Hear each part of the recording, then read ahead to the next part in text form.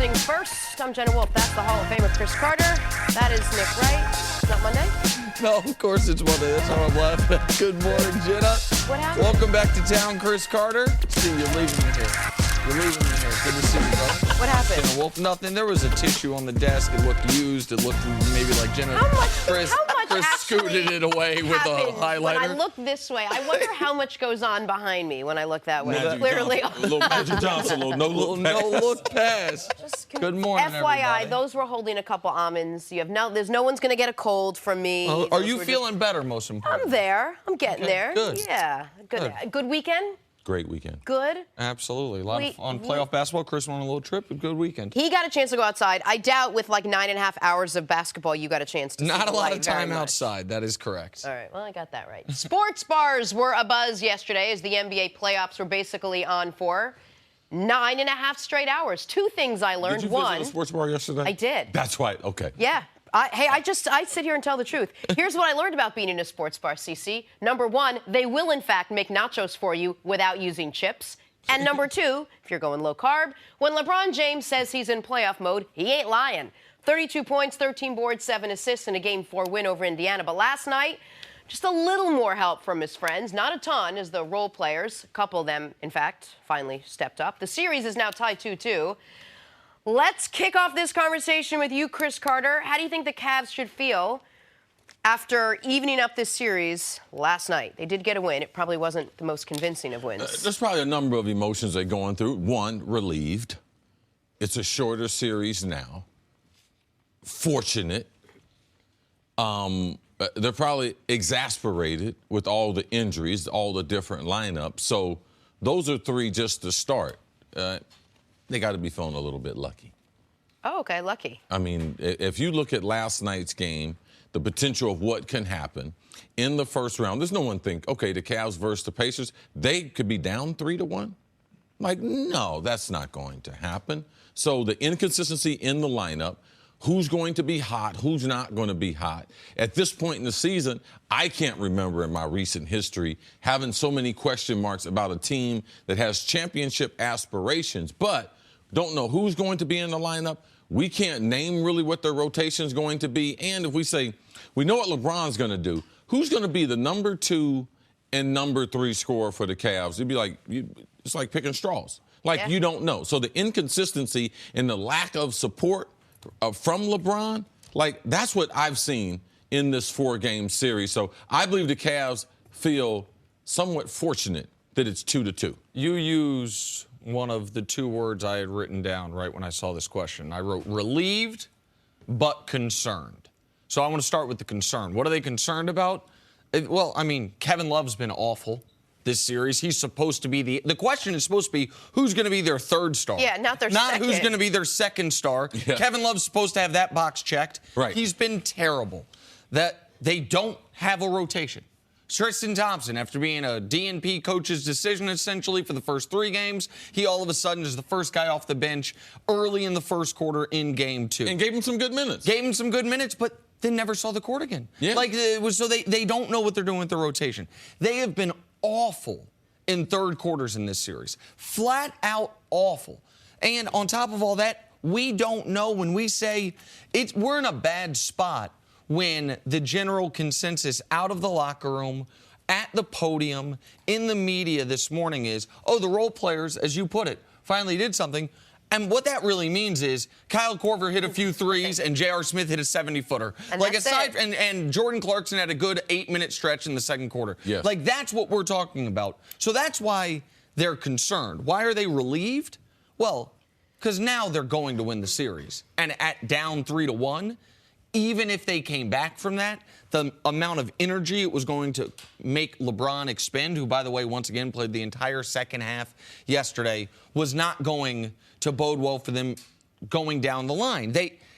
They have small little pockets of things to be happy about. They've been up at least 16 points in each of the last 3 games. They look around the rest of the Eastern Conference. The Raptors are tied at 2. The Celtics are tied at 2. The Sixers finished their game, so they're not tied at 2. And their defense, and this is the sneaky thing, if you'd have told me Cavs Pacers are going to be knotted at 2 games apiece, I'd say, the Cavs regular season defense transition to playoff defense. This has been their best 4-game stretch statistically of defense all year long, and they're still only tied at 2 because the offense has gone cold right when the defense started to improve. So there's pockets of things to be happy about, and obviously LeBron's been brilliant, but right now they don't look drastically different than the team that scuttled its way to 50 wins in the regular season. Both of you have now mentioned a number of times that they don't seem to know what they're doing with the rotation. The guys are coming in, that interesting rotations, head-scratching lineups are in there. No one really knows why, for whatever reason. How much of this falls on Ty Lue right now? Shouldn't he have a better idea of what actually works and what isn't working? Well, Ty Lue's going to get a certain amount of blame.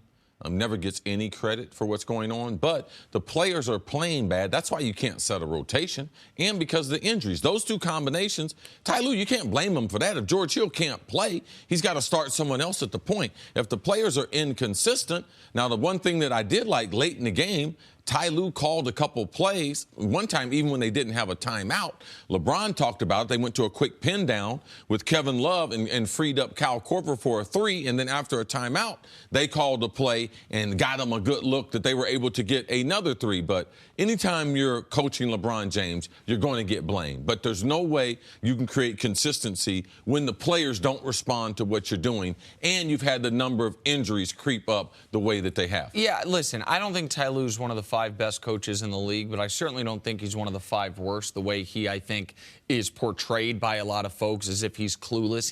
He has some things he's really good at and some things where he has some blind spots. I got very upset at the end of the regular season when he was running out a lineup that included Tristan and Nance and Jeff Green. It seems absurd to me to do that. But in the playoffs, the reason they don't have a set rotation is you can't find 5 guys that are playing well. It's hard to find 3 guys that are playing well. The Cavs have, other than LeBron, 2 guys averaging more than 10 points a game. That's Kevin Love and JR. Both of them, though, are shooting less than 39% from the field. So nobody on the team is shooting a high percentage on a high volume except for LeBron. And that's why LeBron has to play 46 minutes in a game that's in question going into the final seconds. That 46 minutes, though, I believe is affecting his offense, especially in the third and the fourth quarter.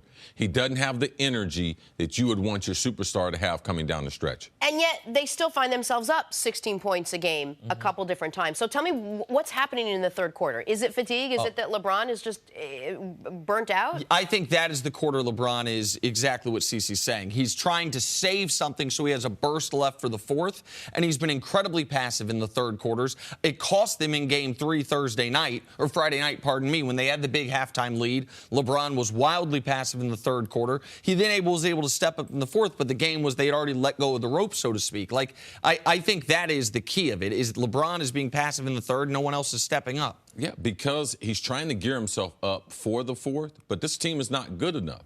You know, to me, I'd like to see LeBron get a couple minutes rest in the second half because they need his offensive input at the end of those games. In the last 5-6 minutes of the games, you need him to be stronger in doing that and trying to play.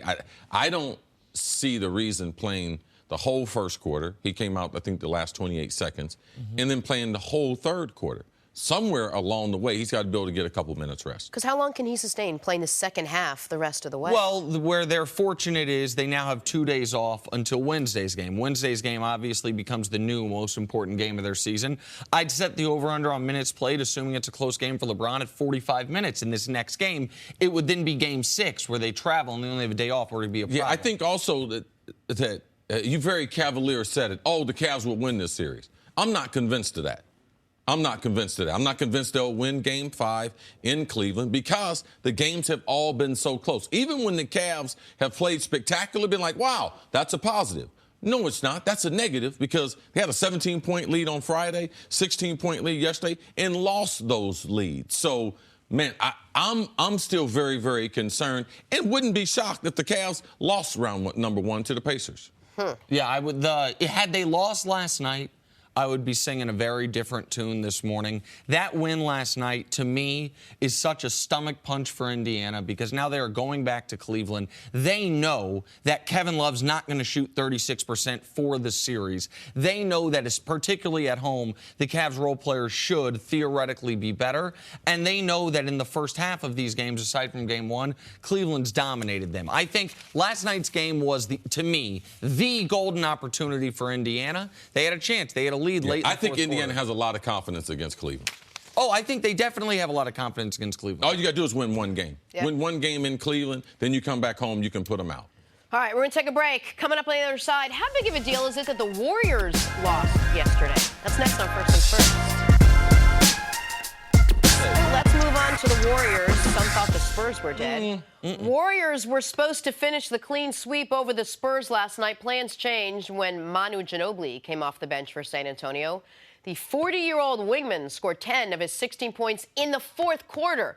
Big shot in the arm for the Spurs to help stave off elimination. As for Golden State, KD played well, but that was about it.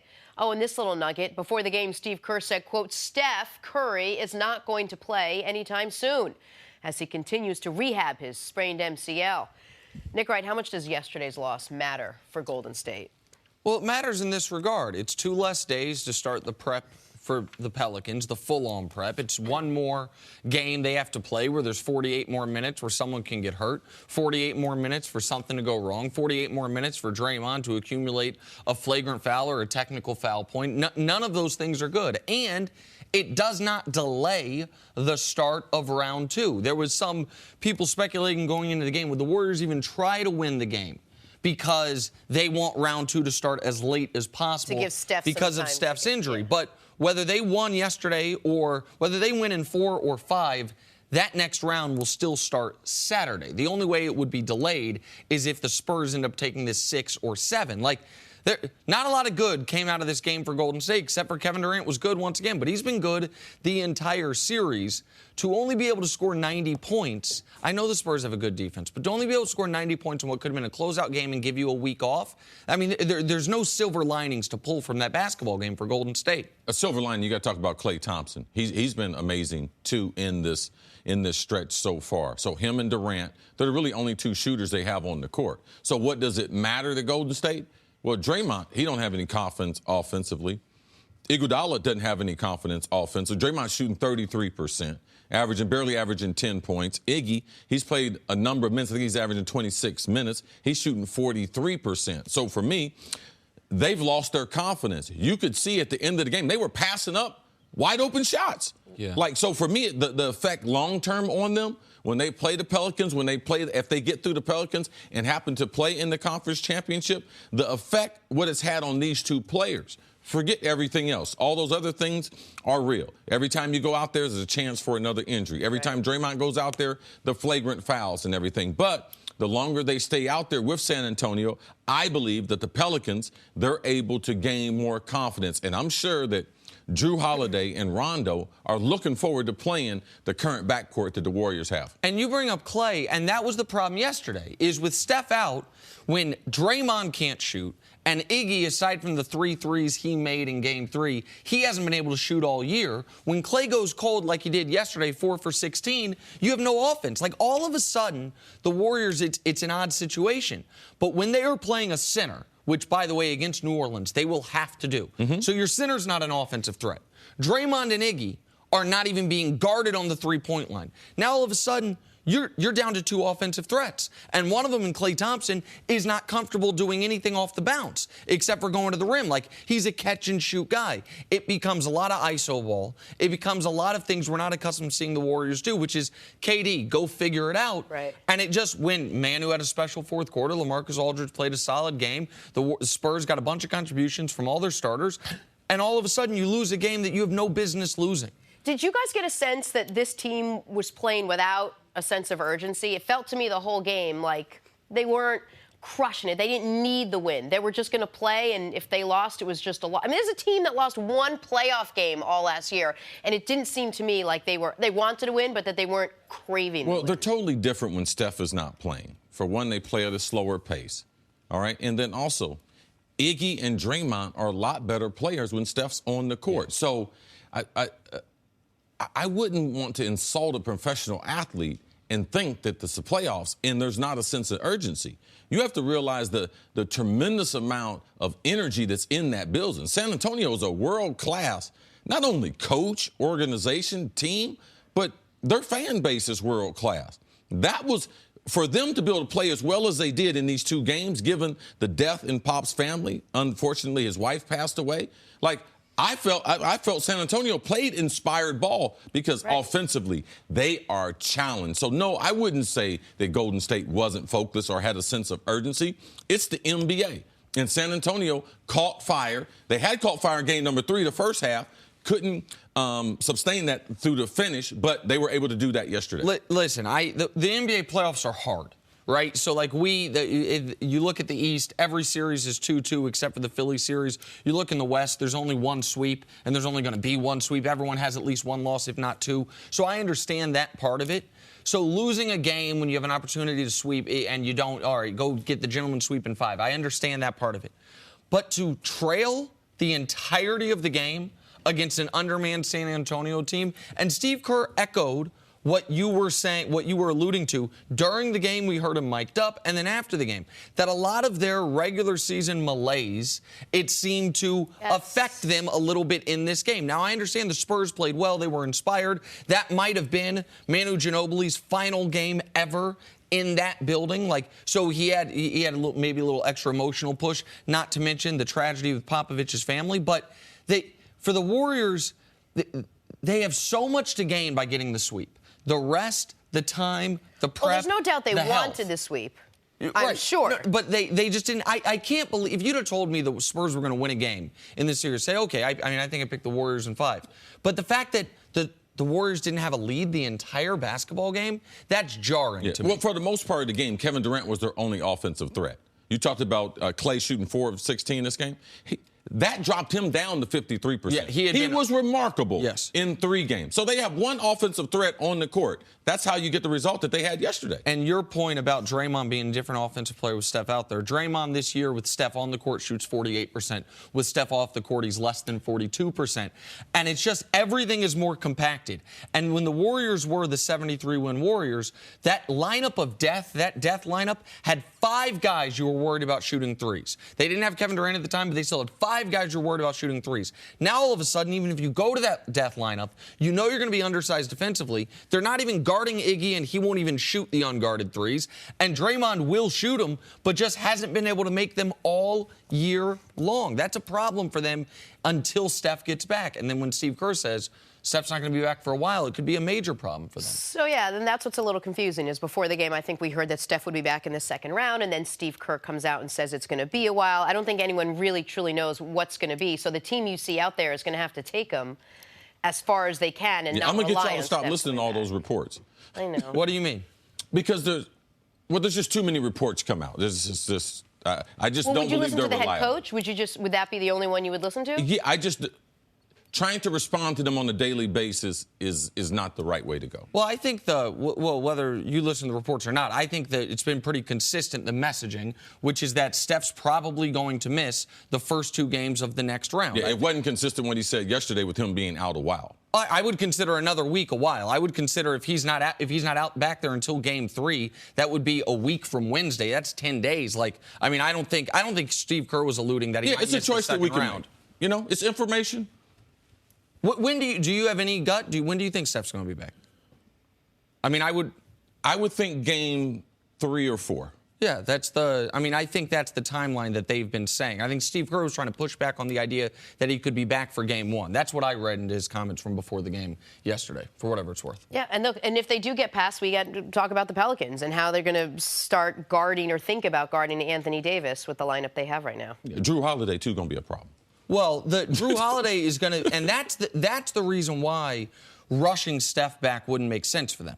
Like, if we talked on the phone last night, CC, about the MCL and coming back from that particular injury, if you have anybody on you, much less one of the league's best, maybe the league's best defender at that position, and then you mean Anthony Davis, that's going to mean they have to play a center. You can't play just Draymond at your 5 when the other team's got Anthony Davis out there. No, it's going to be a problem. They have the hands full. Let them get through the series with no one being hurt, Golden State. But the matchup with the Pelicans is going to be an interesting, definitely their toughest second-round matchup they've had in this run they've been on.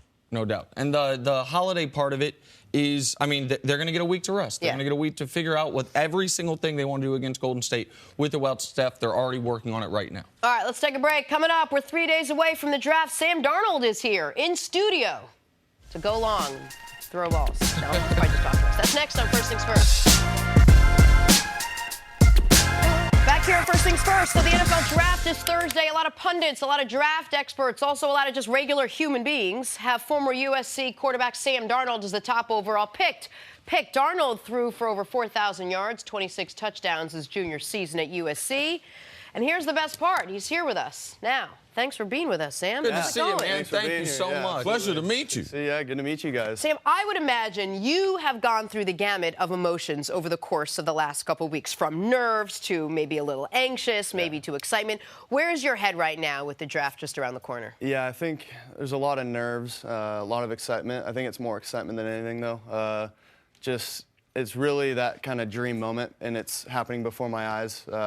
It's been a slow week, though, leading up to the draft, for sure. It's been every single day. It feels like it's, more than 24 hours. Every day it feels like 2. So just getting ready, preparing as much as I can for this moment. But on draft day, as we know, anything can happen. So I'm just, whatever happens, happens. That's what me and my family like to say. So give us a little roadmap. We know you're in New York City today. Know you're going to be in Dallas on Thursday, or on Wednesday. Probably. Yeah. Right? Yeah. Give us a little roadmap, because we know you visited teams. Where are you going from here until actually your name is called either number 1 or number 2? Yeah, so I'm in New York for a couple days, hanging out, making the rounds. And actually I'm here on behalf of K Jewelers, which has been awesome so far. And then tomorrow, actually the next day, headed out to Dallas. Hopefully I get to see some of my friends that are able to come for the draft. And then do probably some media stuff there as well. So I'm looking forward to it, though. I lived in L.A. briefly around the time you were getting to USC, or at least starting to take the field at USC. And a friend of ours, Colin Cowherd's been a huge fan of yours for basically since you got there. And so he had me read up a little on you at the time. People have been talking about you as a pro for how long? When was the first time people talked to you about you being a pro football player? Probably after the Rose Bowl. Oh, hold on. That's not no. I don't. I mean, in youth football, when's the first time somebody came to you and said, "I think you can make it in the NFL. I think you can play in the NFL." Probably youth football. I mean, just some parent coming up to me like, "Hey, you're a great player. I think one day you can play in the NFL." One of those, but the reason I ask is you're 3 days away from the draft. So everything you've done, it's now out of your hands. There's nothing more you can do. What is your mindset right now with 96 hours till you find out where you're going? Yeah, I mean, like I said before, just really excited. But at the same time, I don't know what's going to happen. But I don't think it's really in my. I know that it's not in my power at all. So I'm not worried about that. I'm just worried about how I look and hugging my mom and dad before I go on stage. So. Well, you look good, so now you don't have to worry. It's one less thing you have to worry about. Appreciate it. Look, this is an interesting year. You're from most people's perspective at the top of a very quarterback-heavy draft class, which is a very impressive feat. A lot of people have you going number 1. It's a lot of pressure on you, and you haven't even gotten the job yet, basically. Yeah. Are there people talking to you about how to deal with that a little bit? How to really, I don't want to say enjoy the next couple of days, but your life changes the day that they call your name. But just tell me a little bit how you're sort of tempering a little bit of that excitement. Yeah, it's kind of the same thing. Well, not the same thing, but it's a little bit like recruiting. I mean, you go in and, everyone expects you to be the starter right away, or at least that's what people tell you. And then you go in and you're humbled right away. You're in there with a bunch of older dudes who have been there for, 3 or 4 years, and you go in there expecting to play right away, and that's not the case for me, especially, redshirting and being under Cody Kessler was really awesome. Yeah. And then getting that opportunity that I had that next year to start and, play well. I think this whole process is just about taking advantage of every opportunity that comes my way. And I'm just planning on doing the same thing. Nice. Sam, 5 USC players have been the first player in the draft. Every quarterback, especially the first 4 or 5, everyone says, I should be the first player taken. Realistically, you grew up wanting to be USC's quarterback. What would it mean for you, though, to be that coveted, the 6th player in USC history, which would give them the most, players taken to be that #1 selection in the 2018 draft? Yeah, I'm not going to lie to you. I mean, it'd be awesome to be that #1 pick, and with the teams sitting up there with the opportunity to maybe trade up, or the Browns where they're sitting at right now. I think everyone has an opportunity to win in the near future. So I'd be really happy to be the #1 pick, but at the same time, I can't worry about that, and I'm really just looking forward to being with the team that wants me. What's the pros and cons to going to the Cleveland #1 or staying here in New York with the Giants, Jets, either one of those two teams at 2-3? Yeah, I think there's pros and cons to both. I'm not going to sit here and point them out, but there's definitely pros and cons to both of them. Yeah, I've been trained very well. Yeah.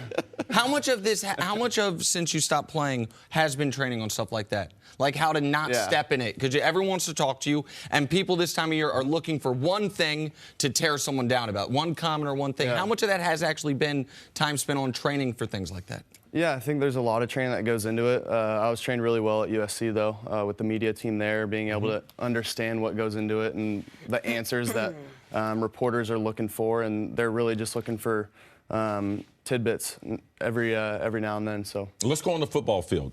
What does Sam Darnold need to improve to take his game to the next level in the NFL? I think just taking care of the ball, first of all, but then also being able to understand what a defense is trying to do to me pre-snap, and then really understanding what they're doing post-snap as well. So there's so much that goes into it, but I'm just trying to get better every single day, day in and day out. Another follow-up, I have to ask you this. I think you're the best quarterback in this year's draft. I think you're the most ready right now to take over an NFL franchise. What do you think makes you different from the other 3 quarterbacks that are ranked, all with first-round grades? Yeah. Well, first of all, I appreciate it. And then secondly, I think, I'm not going to sit here and tell you what I do better than all the rest of the guys. That's not for me to say. So, but I think I'm a very natural leader. And I also think that I like to give people hope in the locker room, whether it's how I play or the way that I act off the field, on and off the field. I think there's just something about me that's a little bit different. Sam, next year at this time, you're going to be able to tell people you played in the same league with Aaron Rodgers and Tom Brady and the guys that came in before you and did probably exactly what you want to do, who stepped up, who were leaders on and off the field. Obviously, it's big shoes you have to step into to be the face of a franchise, which is most likely what you're going to be. Is there a guy out there that you sort of mirror your game after, who you'd love to try to follow in their footsteps a little bit with both what they do on and off the field? On and off the field, not necessarily. I think on the field, I look at guys like Aaron Rodgers, the way that he plays, but at the same time, I'm just trying to be the best me that I can be, and that's really my goal as a quarterback. But I do, I watch Aaron Rodgers, Tom Brady, Breeze, all those guys that do what they do every single Sunday, Monday, Thursday. So. What about when you were like 7 years old? Just tell me, who's the poster you had up in your room over your? You had Tom Brady. Brady, yeah. Yeah, because Brady's 100. So when you were 7, you had Tom Brady's photo. Chris asked you what you need to improve on. What do you think you're best at? What do you think is your best on the field attribute? Following my instinct and really trusting it. And I know that sometimes it gets me in a lot of trouble.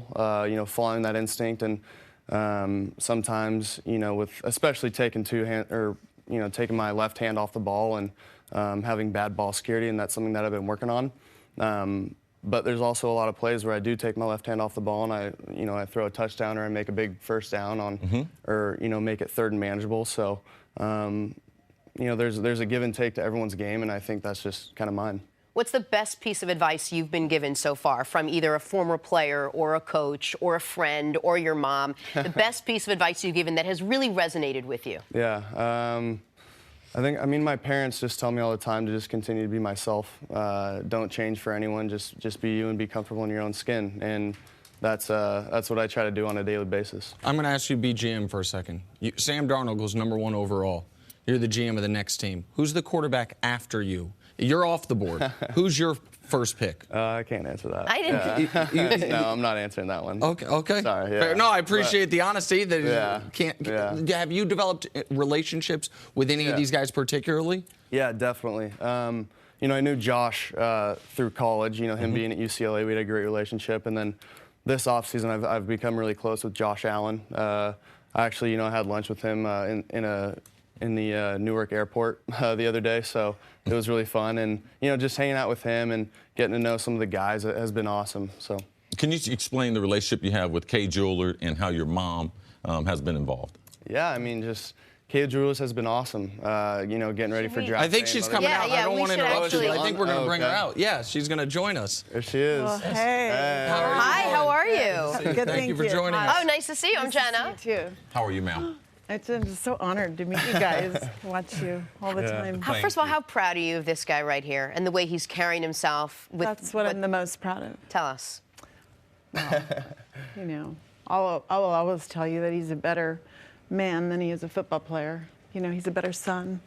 And I'm so proud of him. And to see him come full circle in his life and follow his dreams is just the most remarkable thing. My husband and I are just like pinching Pinching ourselves yourselves, of all over the course. place. Yeah. Tell us about Kay Jeweler and what you guys are doing with Kay Jeweler. I'm familiar with Kay Jeweler. Yeah. They are the official sponsor of the Hall of Fame ring. I did bring my Hall of Fame ring in. I mean, Nice. the number one pick in the draft don't warrant you that, but I know, it is the road. I don't want to touch it. It is the road for which It's not like the we cover of traveled Sports down. Illustrated. You're okay. So what are you guys doing with Kay? Yeah, so with Kay Jewelers, I mean, we're just, you know, doing a little media tour, but Okay. we're also, they're very kind, and we're able to get my mom, you know, a necklace here, and getting ready for Mother's Day as well. So, Very nice. Isn't that Yeah. beautiful? Love that. Really pretty. so yeah, just getting ready for Mother's Day, and also getting ready for draft day. You know, biggest day so far in my life, and just getting ready for it. Who's more nervous right now, you or him?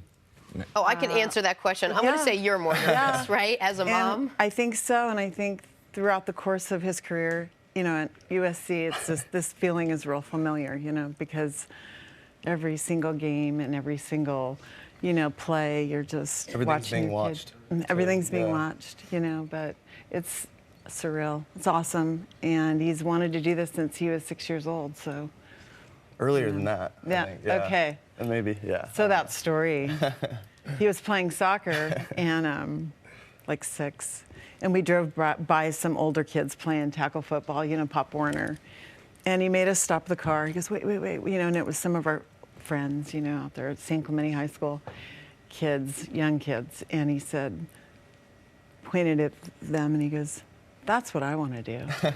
Nice. And so That's he all hung right. up his soccer cleats, And there it was. Went- That's got the foot- best decision you guys ever made. Yeah, right. That's awesome. right there. Congratulations. Well, Thank listen, you. if you end up going to Cleveland, I hope you're following what the Cavs are doing right now. Like, I hope you're going to put a call into LeBron and just listen. We may actually be sharing. Gotta a stick town, around, so, man. Okay. He got that must win last night, which was huge. So Absolutely. You're already analyzing basketball. You're Thank going to be you so perfect. much, man. appreciate Good it. luck to both of Congrats. you. Thanks for everything. Much success. Looking forward to seeing you guys. Thanks. Thank The you so Kay much. Jewelers, too. It's Absolutely. beautiful. And that is beautiful. People Thank can't you. see it on TV. It is Yeah, for all you mothers out there, our rich sons, go to Kay Jeweler. Not yet. Sam, good Oh luck. no, you rich. You want to borrow some money from me? You can borrow plenty of money from me. Enjoy the moment. Take it all in. Yeah, Don't let I it will. pass you by. It won't Thank come you. again. So both of It's you. really nice to meet There you. ain't no guys. bad luck. Oh, You it's can touch so it. lovely to touch meet it. you. We You can thank touch you it. so much for being with us. We got so much more First Things First right after this. Thank you. Welcome back to First Things First. We're now joined by NBA analyst Chris Broussard. What up, brother? Good What's to see up, you. my man? How's it going, Chris? It's great to be here Nice as little three-piece always. there. Thank you. We missed you. We're old school. We have a lot of basketball questions, and we did not have a lot of basketball Broussard in, so we are very happy that It's a you lot to talk about. All right. Hey, remember when the Sixers' playoff chances were questioned because of their lack of playoff experience? That was hilarious. Sixers don't care about experience. They care about winning. And they won Game 4 to take a 3-1 series lead. Ben Simmons was the first rookie to have a triple-double in the playoffs since Magic Johnson, while Joel Embiid added 14 points and 12 rebounds. Dwayne Wade had high praise for the Sixers' two young stars. They're special. You know, they're a good group, man. They put the right team together. I've said that multiple times. You know, ultimately, you know, sometimes the playoff become probably too big for certain guys, or you know, some guys don't know how to match the intensity of the playoffs, or whatever the case may be. They play that way already. They already play to that intense level. All right, Chris Broussard, I'm going to ask you a simple, loaded, but not loaded, but maybe loaded question. Are the 76ers the best team in the Eastern Conference? Well, look, I've picked the Cleveland Cavaliers to win the East, and I'm sticking with that pick.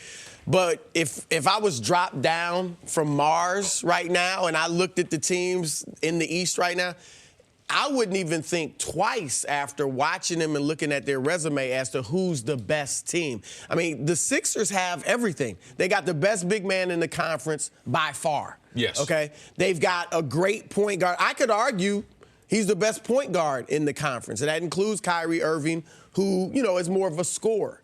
They've got great three-point shooting. They're 5th in the league in three-point shooting since the All-Star break. They play great defense. They were 3rd in the league defensively. People overlook that. They don't understand it. That might They've be got in front of is Joel Embiid, because people might question, East, but best center and some of the other things. That might be their number one calling card. And people don't understand that. They look at them, their starting five, and say they're not that athletic, but they're long. And they're smart defensively. Since March 1st, which is when they had this team intact with Ersan Ilyasova, and they got Marco Bellinelli a few weeks earlier, they have gone 23-4. That's the best record in the league. Not the East, the league. They're the only team to win 20 games in that stretch. And so the only knock against them, I don't know if it's a knock, but is inexperience. That's it. That's real. Which hasn't even really affected them. No, it would be unprecedented for a guy in his rookie year, Ben Simmons, and Embiid is in his 2nd year of playing. Technically, it's really, his 4th. Yeah, but really didn't play much last year, only 31 games. Shaq Penny went to the finals when Penny was in his 2nd year. Shaq was in his 3rd year, but they had played more college ball than Embiid and Simmons and more pro ball. Yeah. So they're a great team. They're certainly the team of the future in the East. One thing they did show me, and I talked to Nick and Jen about this last week, was people talk about inexperience. I was wondering how after they lose game 2, Joel Embiid starts to complain about not playing. They go to Miami. They get the big win on Thursday. Now, you've been in Miami. Yeah. You've heard about Miami. They play a Saturday matinee. Now, that Thursday night and that Friday, I don't care how much experience you have, but you have to be a mature basketball team. And the way they came out and handled the Saturday, and it also, we didn't hear the stories about them in the nightlife. Yeah. To me, that showed a significant amount of maturity for a group. And you heard Dwayne Wade in the interview now. There's certain people that are just special. That experience is only a small thing when you put into the equation as far as pluses and minuses. So I did see that this weekend, and I was impressed with that. That's a great point. Well, and to your point, Broussard, I mean, the question is, are they the best team in the East? They are, I think, obviously right now, the best team in the East. Now, I also believe Cleveland's going to ultimately make the NBA Finals. I think Cleveland can present some problems for them offensively, and I think we saw that in their near 30-point comeback. But right now, I mean, how about just the last 20 games? They've won 19 of 20. You went back to March 1st. Since Christmas Day, they're 38-12. Plus the playoffs, so that would be 41-13. That's the 2nd best record in the NBA. Only Houston was better. Since Christmas Day, number 2 defense in the NBA, the number 1 point differential in the NBA. Like, that is an enormous sample size. And so when you just look at them with how they're playing, their one bugaboo in the regular season was effectiveness in the 4th quarter. That this was a team that blew a lot of 4th quarter leads. That offense got stagnant in the 4th quarter. In the playoffs, they've had an offensive efficiency better than 115 in each of their 4 fourth quarters. That's a top of the league level. Like, they fixed their one weakness, or at least they have so far in these playoffs. Right. And one thing I was worried about with their youth was the NBA whistle. Would they be able to get the whistle? That's one thing that's helped them out in the 4th quarter, because Joel Embiid, they're not treating them just like younger players or rookie. He is getting a veteran whistle. Like, he's getting more respect than anyone in this series. If you look at the number of fouls being called on him, so that right there, it helps that inability to be able to finish in the 4th, because they're a great free throw shooting team. You know too. what else? They're well coached. Brett Brown, I'm so glad they stuck with Brett Brown, because, he had to coach through that whole process. Yes. And general manager didn't make it, but the coach did. Yeah, right. And that's the thing, too. Like, usually when you bring in a new front office, they may want to bring in their own guy, or the stench. Even though you knew it wasn't Brett Brown's fault, all those years, The stench of that can sometimes cost the coach's job. But if you look at the sets they run, you look at his rotations, his substitution patterns, he is a very good coach. So explain something to me. Both of you have nothing but praise for the 76ers. That their only knock right now is that maybe they have some issues in the fourth quarter and they don't really have playoff experience, which isn't even affecting them, and yet both of you continue to think that the Cavs are going to come out of it. I'm going to be honest. It's just blind faith in LeBron James. Of course. That's it. There's no other reason for me to look at Cleveland and think, heck, that they may even get to the conference finals. I mean, they're not playing that well. They just have the best player in the world. The Sixers are playing that well and as a cohesive unit, and they're not doing anything. You still think LeBron will somehow... I'm not totally convinced. But yeah, I'll stick with my pick. What you put there is correct. Like, it is just unadulterated faith in LeBron. But on the Sixers, like, to go from being a team that struggled in the fourth quarter to, in this series, be plus 42 in the 4 fourth quarters they've played, to have won every single one of those fourth quarters. And in Saturday's game, like, it was the end of the third combined with the fourth. Miami had all of a sudden gotten a 10-point lead with 2 minutes left in the third quarter. I was watching the game with Dusty, who works with us. He's a Sixers fan. It was his birthday. And I said to him, most important 2 minutes of your season right now. Because the difference between being up 14, down 14 and down 7, that could decide the game. They ended up only being down 4 going into the fourth. And then they also were able to, in the fourth quarter, when D-Wade gets the rim to cut it to a 1-point game, run a beautiful play for J.J. Redick to get what I'm sure they hoped was going to be a 3. His foot was on the line, so it ended up being a 2. They executed late. They won a game that, if this series is 2-2, we're talking about it totally differently. They won a game where Embiid only made 2 shots, where Miami...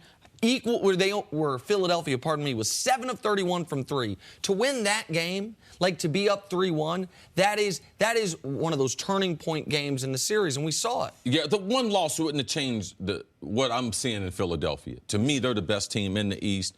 Are you picking them to get to the finals? Yeah, I believe they're going to win it. Yes, I believe they're better than Cleveland. Like, I've been saying this for a couple weeks, and I'm going to go. I'm not a Martian. I've been here for a while, all right? I'm not just now seeing Cleveland play and just now seeing Philadelphia play. So I have, in my brain, it's hard for me to etch out the negatives and inconsistency of Cleveland. So Joel Embiid's ability to be able to dominate in the paint. And I believe they would crush Cleveland in as far as the rebound. You know, so I'm not a fan of inconsistent play, and I'm just going to grant them, they're going to go to the finals because LeBron's been 7 times. I can't exit out of my brain just how inconsistent they are. And Kevin Love, man. Kevin Love is the worst number 2, the number 2 guy in the playoffs. If you look at the start. He has been so far. Well, what else I'm going to judge it on? I don't think they treat him like a 2. I don't think they treat him like a number 2. I mean, he had 8 shots the first game. He had 2 shots in the second half of Game 3. They don't go to him. Their offense is just a mess. Well, and I know we're going to talk more about Cleveland later. Here's the other thing Philly has going for it. When we just talk, I know the lack of experience is real. I've kept bringing up the 2010 Thunder, and then someone made a point. Maybe the better example is the 95 Magic. Or yeah, but there is no one who has experience besides LeBron. Well, and the East is completely wide open. That's a good point. And the point that I was leading to is, if we're ranking just players in the East, LeBron is 1, Giannis is 2. But are 3 and 4 on Philly? Is Embiid 3 and Embiid? Well, Giannis is 2, but if I was starting a team, I would take each one of those Philly guys before Giannis. But even forget that part of it. Just right now, this moment, they might have the 3rd and 4th best players in the conference in Embiid and Simmons. Like, I know John Wall's out there. I understand DeMar DeRozan's out there. Like, I know what Embiid is when he's healthy, and the mask will come off soon enough. And Simmons has been excellent this entire run. Yeah, I mean, he's not better than DeMar DeRozan right now. I mean, like, we could talk about potential, but as far as the way DeRozan is playing, neither one of those guys are ranked higher than him. They're such different types of players. I mean, but if we're ranking all the players Simmons, right now, I mean, I would take Simmons over DeRozan. Moving forward, but we're talking about playing right now. The guy's playing excellent. Forget about the potential.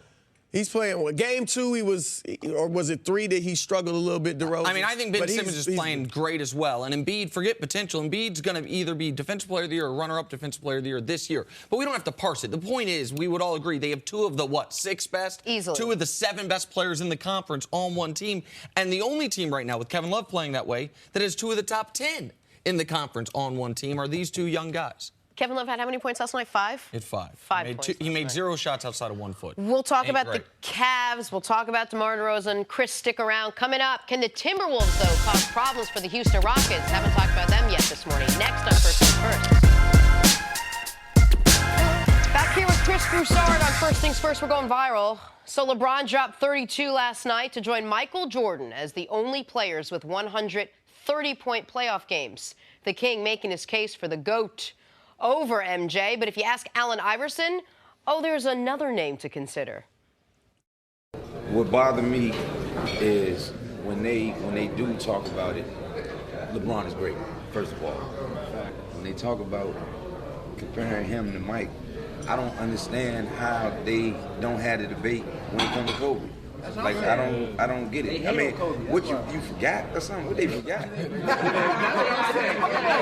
That's what I'm saying. Talk to me, please. I really think they forgot. Like I really think they forgot. The Mamba, man, the certified serial killer, man.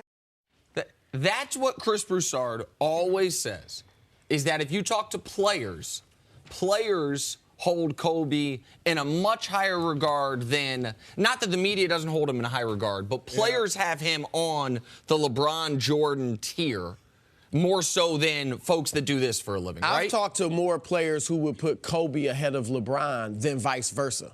Kobe ahead of... No, then LeBron ahead of MJ, him. Okay. But they always say what Allen Iverson said, what about Kobe? Y'all just skipping over Kobe? When you met me, didn't I tell you the same thing, Nick? Mm-hmm. Yeah. Man, I've been a huge Kobe fan. Got Kobe's warm-up with the Lakers with my name on it. Man, I've been a huge Kobe fan. The 5 rings, the scoring, the defense. But would you include him in the Kobe conversation? ahead of LeBron? I'm just going to say Kobe should have been part of the conversation. LeBron's numbers right now, you have to say, okay, is this regular season and the totality of the numbers, is that what's better than Kobe? Because for me, Kobe winning 5 championships to me supersedes where LeBron is right now. But when we talk about LeBron, you always say one of the 3 greatest players ever. Like Kobe's, we don't have to do a Kobe-LeBron debate right now. I think it is noteworthy that the players themselves have Kobe.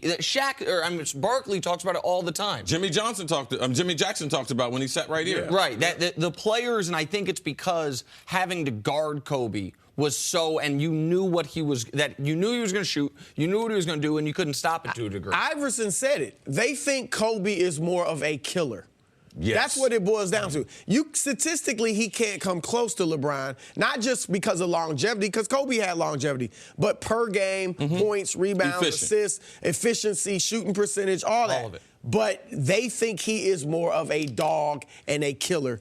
It's as simple as Let's get Kobe out here. Kobe, come out here and fend yourself.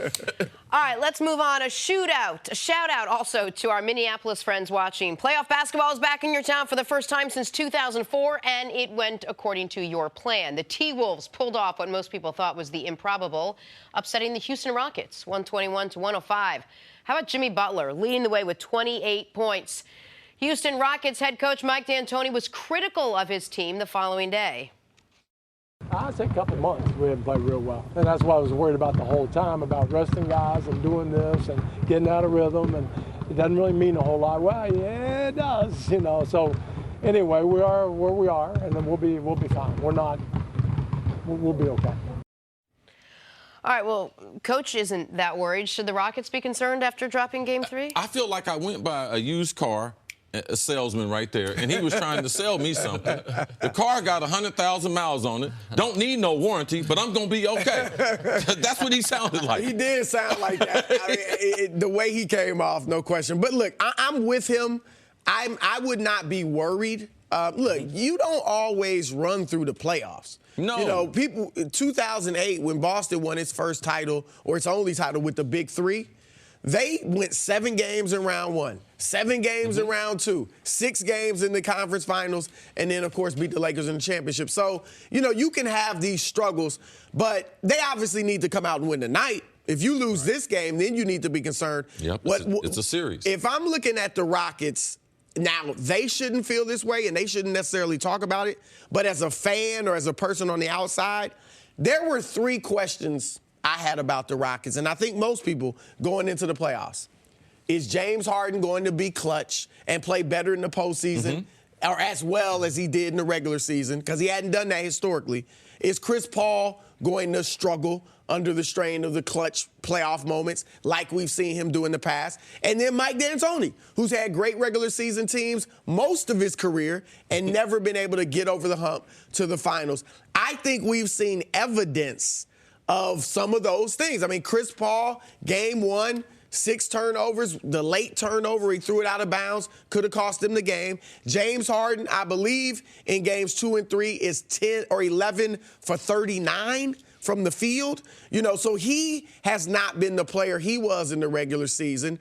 And then Eric Gordon, who I didn't include in that, earlier spiel, he has not been himself. He's your third leading scorer. Yes. He was great in the regular season. He was one of the reasons why they were special. Yes. Well, and he has not been special in the playoffs. Listen, people should never underrate how hard it is for a team up 2-0 that has home court to go on the road in Game 3 and win that game, because that is the biggest game for your opponent they will play all year long. That's the difference between keeping your season alive and being down 3-0 and the series being over. Those games are always the most difficult games in a series, and the Timberwolves played like it. To the concerns about Harden and Chris Paul, I think they're overstated only to this degree. I think Chris Paul's had one bad game in this series, Game 1. I think James Harden's had one bad game in this series, Game 2. That was the 2 for 18. I think, obviously... Game 3 was 9 for 21. Right, but that's horrible game, and that's not that far off his season average. He's, I think, 45% for the year, 9 for 20. Yeah, when you watch the game, he just wasn't clutch. Didn't look like himself during the regular season. Absolutely, and the Timberwolves were in control of that basketball game. And so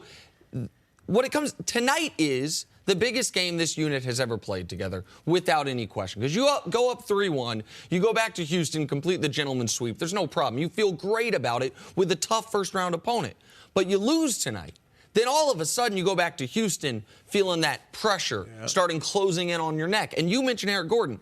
But it's not just Eric Gordon. Gordon, Ariza, P.J. Tucker in this series, shooting combined 26 shots per game on right at 26%. Combined. Think about that. Like, those are 3 guys they had relied on the entirety of the year. That's been a critical part of this as well. Yeah, it's interesting, too, because now with them trying to get Ryan Anderson back into the flow, how many minutes do they give him? You can tell that they miss Belamute, right? Is that right? Belamute, yep. All right, miss him. Yeah. Like, because he is such a utility player.